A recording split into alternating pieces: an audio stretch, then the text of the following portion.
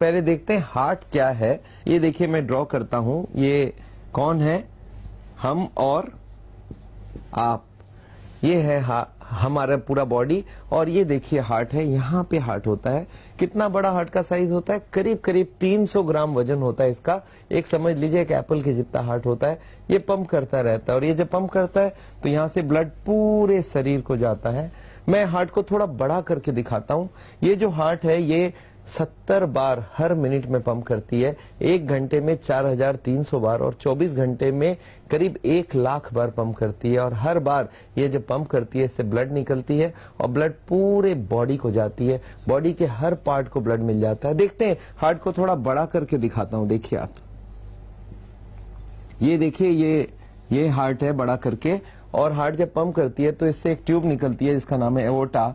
ये 1 इंच मोटी होती है और ये ब्रांच पूरे बॉडी को एक एक ब्रांच देते रहती है। देखिए पहला ब्रांच राइट हैंड को दिया, फिर ब्रांच ब्रेन को दिया, फिर लेफ्ट हैंड को दिया, फिर ये यू टर्न लिया और हार्ट के पीछे से नीचे उतरता गया।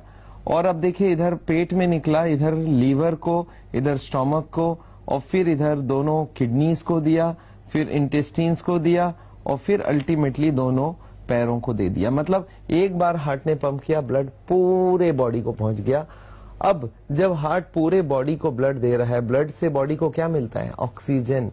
अच्छा, पूरे बॉडी को ऑक्सीजन जरूरत है, हार्ट को खुद के लिए भी तो ऑक्सीजन जरूरत है। अब देखते हैं हार्ट अपने लिए क्या लेता है। हार्ट अपने लिए 3 ट्यूबें ले लेता है और इनके नाम है कोरोनरी आर्टरीज। देखिए मैं दिखाता हूं, एक ये राइट साइड में है, इसका नाम है राइट कोरोनरी आर्टरी। ये ट्यूब कितनी मोटी होती है मैं आपको बताऊं, ये करीब करीब एक बच्चे पेंसिल से लिखते हैं इतना बड़ा होता है हार्ट का जो ये ट्यूब्स होते हैं उनके साइज। एक का नाम है RCA, राइट कोरोनरी आर्टरी। ये है राइट वाली ट्यूब। लेफ्ट में 2 ट्यूब है और ये दोनों ट्यूब को यहाँ पे दिखाता हूं। देखिए एक ट्यूब पहले निकला, एक पीछे की तरफ घूम के चली गई, इसका नाम है लेफ्ट सर्कमफेरेंस। और एक है LAD, लेफ्ट एंटीरियर डिसेंडिंग। ये देखिए ये ड्रॉ कर रहा हूं यहाँ पे। ये जो 3 ट्यूबें हैं, एक का नाम है RCA, एक का नाम है LAD। LAD का मतलब है लेफ्ट एंटीरियर डिसेंडिंग और एक है लेफ्ट सर्कमफेरेंस। ये पीछे की तरफ घूमते हुए जाता है। सर्कमफेरेंस मतलब घूम के जाना, अराउंड द हार्ट जाती है। ये जो 3 ट्यूब है इनके नाम है कोरोनरी आर्टरीज। अब हार्ट की बीमारी में होता क्या मालूम है, यही ट्यूब के अंदर चर्बी जम जाती है, कोलेस्ट्रॉल जम जाती है। मतलब ये चर्बी हम जमाते हैं, भगवान नहीं जमाती है, हम जमाते हैं। और ये ब्लॉकेज जब बढ़ने लगती है तो नेचुरली आप समझ सकते हैं हार्ट की सप्लाई धीरे धीरे कम हो जाती है। चलिए इस ब्लॉकेज को थोड़ा बड़ा करके दिखाता हूं। देखिए हार्ट की ट्यूब को थोड़ा बड़ा करके दिखा देता हूं मैं आपको। ये ट्यूब है मान लेते हैं। अब देखिए ब्लॉकेज कैसे होती है ट्यूब के अंदर। ये ब्लॉकेज कब से शुरू होती है सोचिए। ये ब्लॉकेज शुरू होती है करीब करीब हमारी उम्र जब 20 साल की हो जाती है। आप समझ लीजिए बच्चा जन्मता है इतना छोटा होता है, धीरे धीरे बढ़ता रहता है, बढ़ते बढ़ते जब तक वो 18 साल तक होता है तब तक चर्बी खाए कोई प्रॉब्लम नहीं है, क्योंकि ये चर्बी आपकी ग्रोथ, बच्चों का ग्रोथ करने में हेल्प करता है। बट 18 साल के बाद ये वाली ग्रोथ खत्म। अब ग्रोथ कहाँ की शुरू हो गई, अब शुरू हो गई या तो मोटापा वाला ग्रोथ या हार्ट के अंदर की ब्लॉकेज की वाली ग्रोथ। तो अब हमें कौन सा चाहिए, दोनों ही नहीं चाहिए। अब देखते हैं ये ब्लॉकेज शुरुआत कहां से हुई।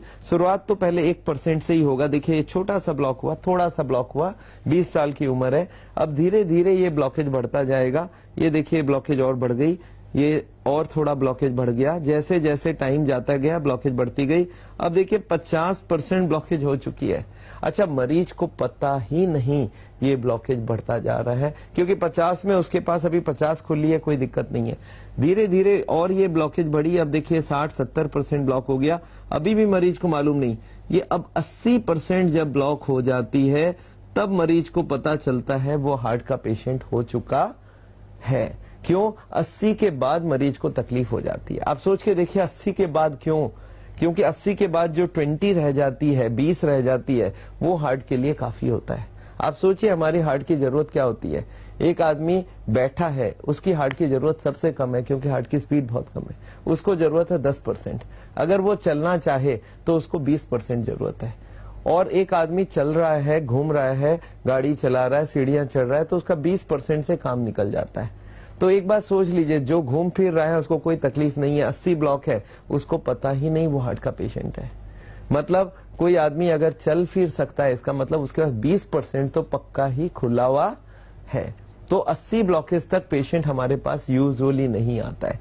जब कोई मरीज आके ये बोले कि डॉक्टर साहब मैं जब चलता हूं तो मेरे छाती में दर्द होता है, भारीपन होता है, तो मैं समझ जाता हूं ये हार्ट का पेशेंट है और 80 से ऊपर ब्लॉकेज करीब करीब हो चुकी है। तो हमारे पास कब पहुंचेगा पेशेंट? 80 के बाद। आप ये सोच के चलिए जो आप हार्ट के पेशेंट नहीं हो उनमें से सबके 0 ब्लॉकेज नहीं है। ये ब्लॉकेज हो सकता है कोई का 10 हो, कोई का 20 हो, कोई का 30-40, कोई का 50-60, कोई का 70-80, और तब तक उनको मालूम भी नहीं। तो मैं जो आज हार्ट की बीमारी को रोकने की बात कर रहा हूँ, ये जो चर्बी ना जमने की बात कर रहा हूँ, ये ऐसा जरूरी नहीं है सिर्फ हार्ट के पेशेंट को ही मालूम होना चाहिए, ये तो सबके लिए मालूम होना चाहिए कि भाई अब मेरी अगर ब्लॉकेज बढ़ रही है तो ये ब्लॉकेज बढ़नी नहीं चाहिए। अच्छा, अब एक बात सोचते हैं, ये ब्लॉकेज जब 80 के ऊपर चला जाए तो पेशेंट आके कंप्लेन करता है, सर मैं जब चलता हूं तो मेरे को छाती में दर्द होती है, और ये दर्द लेफ्ट हैंड में होती है, लेफ्ट साइड में होती है, और ये हाथ में भी जाती है। कुछ लोगों को चोकिंग होती है, सांस फूल जाती है। कुछ लोग बोलते हैं मुझे धड़कन तेज हो जाती है, मेरे को लगता है छाती में कोई जलन आ रहा है। तो ये सब सिम्टम्स को हम लोग बोलते हैं एंजाइना, और इसका मतलब ही है 80 से ऊपर ब्लॉकेज हो चुका है। अब अगर हम कॉमन सेंस को यूज करें, कोई आदमी को पूछूं सब ये है हार्ट की बीमारी और जिसमें 10 करोड़ हार्ट के पेशेंट इंडिया में है, और इस बीमारी का करें क्या, तो आपका दिमाग इमीडिएटली पूछेगा कि डॉक्टर साहब एक बार बताइए ये ब्लॉकेज हो क्यों रहा है, कौन सा ऐसा कारण है जो अंदर जम रही है। एक आदमी मेरे को और स्ट्रेट क्वेश्चन पूछा कि डॉक्टर साहब अगर इसकी जो ब्लैक वाली आप दिखा रहे हो इसका एक पीस निकाल लूं काट के चाकू से और इसको माइक्रोस्कोप में देखूं तो इसमें दिखेगा क्या? इसमें 2 आइटम दिखेगा, इसका नाम है चर्बी और इसका मेडिकल नाम है कोलेस्टेरॉल एंड ट्राइग्लिसराइड्स। तो इन दोनों का नाम एक बार नोट बना लेते हैं। एक का नाम है कोलेस्टेरॉल, ये ब्लॉकेज बनाती है, और एक का नाम है ट्राइग्लिसराइड्स। ये 2 जो आइटम्स है इनको आपको बहुत अच्छे से समझना पड़ेगा, और ये 2 आइटम को अगर हम ब्लॉकेज से रोक दें, इनको अगर हम खाने में बंद कर दें तो हार्ट की बीमारी बनना बंद हो जाएगा, ये ब्लॉकेज बढ़ना बंद हो जाएगा, और ये बहुत जरूरी है। तो अगर आप कॉमन सेंस को यूज करते हैं तो क्या बोलते हैं डॉक्टर साहब ये जो बीमारी का असली कारण है ये कोलेस्ट्रॉल ट्राइग्लिसराइड, इनको क्यों नहीं हटाते हैं? सावल में हम सिर्फ यही बात समझा रहे हैं कि जो ब्लॉकेज बढ़ रही है जो कारण है कोलेस्ट्रॉल और ट्राइग्लिसराइड, इसी को हटाइए। तो आप ये पूछेंगे डॉक्टर साहब ये कोलेस्ट्रॉल है कौन सी फूड? ये आपको मैं बता दूं कोलेस्ट्रॉल एक ही खाने में होता है, वो है एनिमल फूड। एनिमल फूड का क्या मतलब है? जो भी प्राणी से बना हुआ खाना है, जैसे आपका चिकन है, मटन है, बीफ है, अंडा है, मछली है, और दूध भी याद रखिए एनिमल से बना हुआ है। एक बार और गांठ बांध ले, कोई भी प्लांट फूड में कोलेस्ट्रॉल होता ही नहीं है। अगर मैं आपको पूछूं कोई भी प्लांट फूड, जैसे मैं बोल दूं भाई काजू में कितनी कोलेस्ट्रॉल है, तो आपको बोलना है no cholesterol because it is a plant food. अगर मैं बोलूं सफोला सनफ्लावर ऑयल में कितनी कोलेस्ट्रॉल है, सनफ्लावर प्लांट है तो इसमें एनिमल है नहीं, तो आप लिख सकते हैं 0 कोलेस्ट्रॉल। तो मतलब ये जो तेल है वो कोलेस्ट्रॉल नहीं है। तो आप पूछते सब ये तेल फिर कौन सा चीज है? ये है ट्राइग्लिसराइड्स। याद रखिएगा तेल का जो मेडिकल नाम है वो है ट्राइग्लिसराइड्स। तो आप बोलेंगे सर फिर तेल तो नहीं लेना चाहिए, मैं बोलूंगा यही तो हार्ट की बीमारी का असली जड़ है। ये तेल और ये कोलेस्ट्रॉल, ये ट्राइग्लिसराइड और कोलेस्ट्रॉल, अगर इन दोनों को आपने बंद कर दिया तो हार्ट की बीमारी रुक जाएगी, बढ़ नहीं सकती। और अगर सप्लाई पूरी की पूरी बंद कर दी तो ना सिर्फ बीमारी रुक जाएगी, बीमारी अंदर से निकल के आएगी, थोड़ी कम हो जाएगी ब्लॉकेज।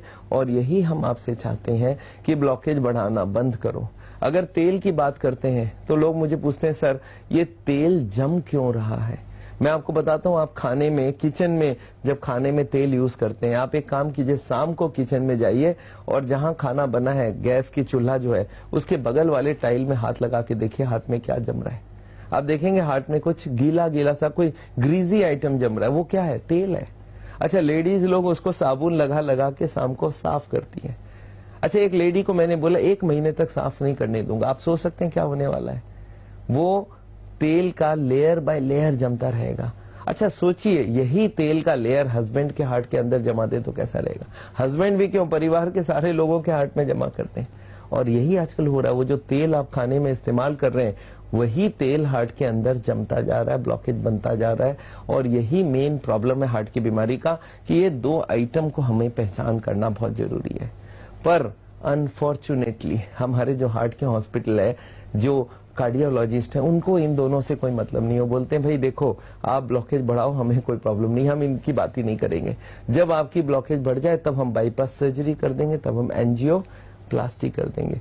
ये मेरे को बहुत गलत लग रहा है। मेरे को लग रहा है जो हार्ट के पेशेंट्स को पहले तो ये बता देना चाहिए कोलेस्ट्रॉल है क्या चीज, ट्राइग्लिसराइड है क्या चीज, तो उसकी हार्ट की ब्लॉकेज बढ़ना बंद हो जाए और हार्ट की बीमारी बढ़ेगा नहीं, तो आपको डरने की कोई जरूरत नहीं है। एक बार सोच के देखिए, ये हार्ट अटैक रोकना कैसे है।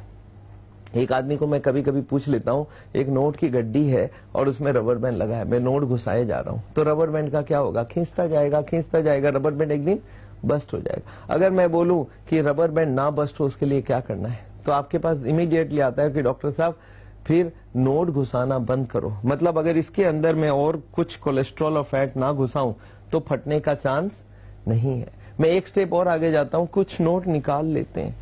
आप सोचिए अगर ब्लॉकेज के अंदर से कुछ नोट निकाल लें, कुछ फैट निकाल ले, तो हार्ट अटैक के चांसेस क्या है, फिर कोई चांस नहीं है। ये एक सिंपल लॉजिक आपको समझना होगा कि नोट की गड्डी से मैं नोट निकाल रहा हूं, रबर बैंड ढीला हो रहा है, अब फटने के चांस।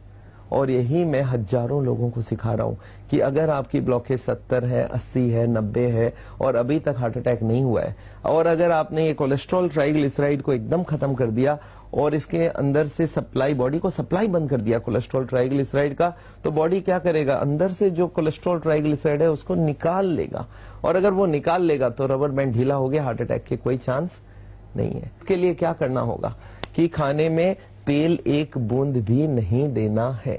अगर not a single drop of तेल दिया जाए तो हमारा असली काम तो हो जाएगा कि एक हमारे अंदर जमना बंद हो जाएगी। और दूसरा है कि कोलेस्टेरॉल, नॉन वेजिटेरियन फूड बंद कर दो।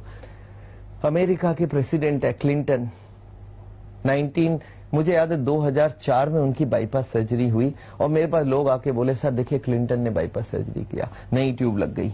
पता चला 6 साल बाद 2010 में उसकी फिर से ब्लॉक हो गई, अब इस बार उन्होंने स्प्रिंग लगा लिया। जब उनको रियलाइज हुआ कि स्प्रिंग फिर से बंद होने वाली है, तब ये जाके मिले अमेरिका में हमारे जो वहां पे कोलीग्स हैं डॉक्टर डीन ऑर्निस से, और ऑर्निस ने उनको बताया कि नहीं आप ब्लॉकेज बढ़ाने वाला प्रोसेस को ही बंद करते। उन्होंने बोला सब 2004 में हमको ये बता दिया जाता तो मेरे को बाईपास की जरूरत ही नहीं पड़ती। तो उन्होंने अल्टीमेटली CNN टीवी में बताया कि ब्लॉकेज मैं अगर पहले ही हटा लेता, ब्लॉकेजिंग प्रोसेस रोक देता, तो हमारा काम बन जाएगा। तो याद रखिए ब्लॉकेजिंग प्रोसेस बंद करने के लिए दो चीज, कोलेस्ट्रॉल एंड ट्राइग्लिसराइड। तो अगर बिना तेल के, बिना कोलेस्ट्रॉल और बिना तेल के ट्राइग्लिसराइड के अगर हम खाना बना सकते हैं तो हार्ट की बीमारी को रोका जा सकता है और उसको रिवर्स भी किया जा सकता है।